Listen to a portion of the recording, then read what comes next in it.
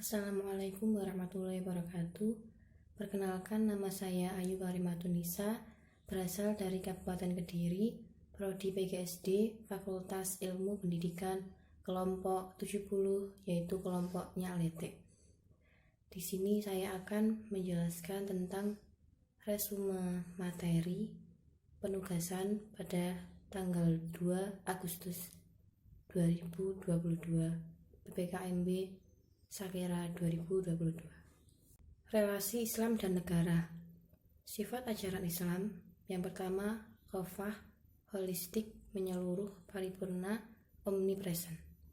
Yang kedua, tafsir, tidak tunggal.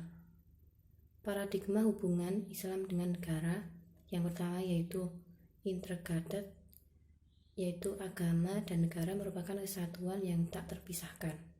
Yang kedua yaitu simbiotik, atau agama dan negara saling terkait dan berhubungan.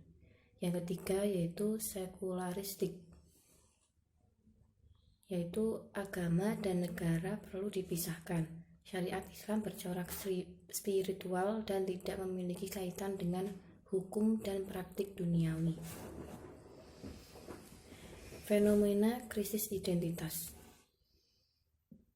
Faktor ketidakpercayaan terhadap diri sendiri, tidak puas dengan penampilan diri sendiri. Secara teori yang melekat pada gestur berpengaruh pada mindset dan perilaku